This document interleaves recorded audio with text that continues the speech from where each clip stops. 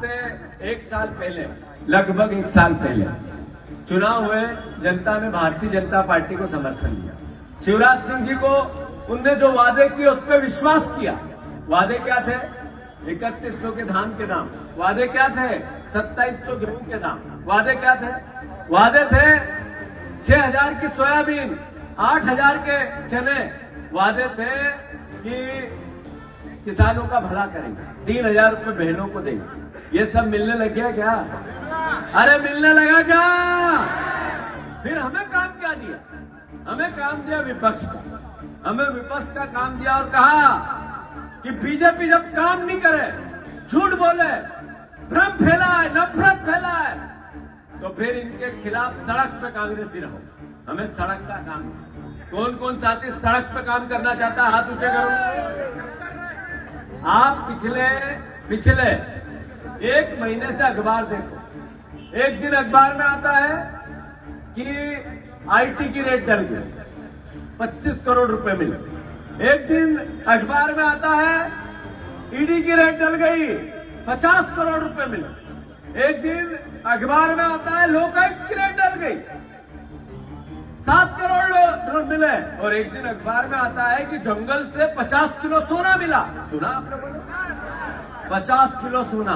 मामा, 50 kilo सोने में सारी लाडली बहनों के कान के कुंडल बन सकते, एक एक चेन आ सकती। इतना सोना तो जंगल में ही था।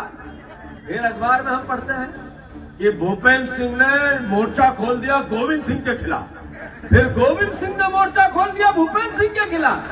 सुनते हैं हम ये लोग। ये लड़ाई क्या है? ये जनता की लड़ाई है। ये किसी के हक और अधिकार की लड़ाई है। ये चोरी के माल की लड़ाई है, लूट के माल की लड़ाई है। याद रखो, ना हमारा सगा गोविंद सिंह है, ना हमारा सगा भूपेंद्र सिंह है। दोनों भ्रष्टाचारी है और दोनों का हिसाब लेंगे कि नहीं लेंगे? याद रखो, याद रखो।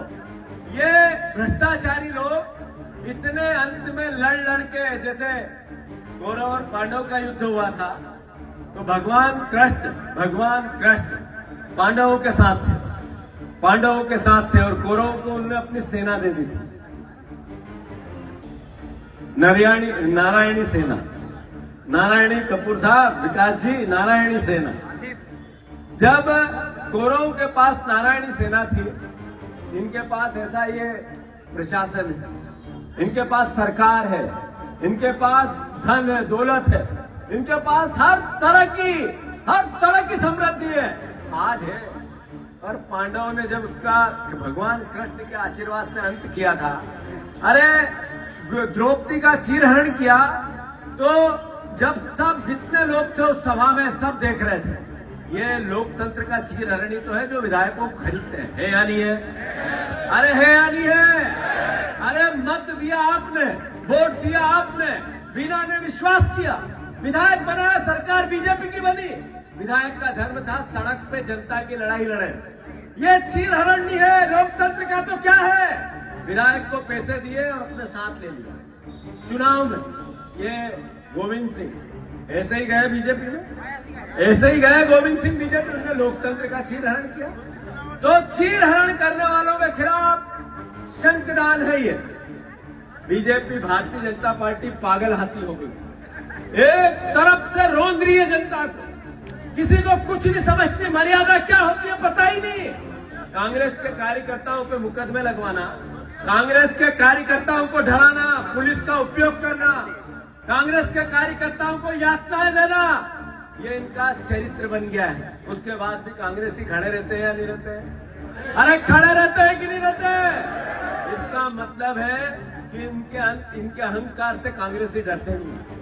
आज जब हम बात कर रहे हैं, तब भी एक बीजेपी के पूर्व विधायक के यहाँ आईटी के स्वागत सत्कार किया। इसके लिए मेरा आप सबको एक और आग्रह है कि हमारी जिम्मेवारी है विपक्ष की भूमिका की, तो आप सब इसके लिए तैयार है या नहीं है बताओ पहले।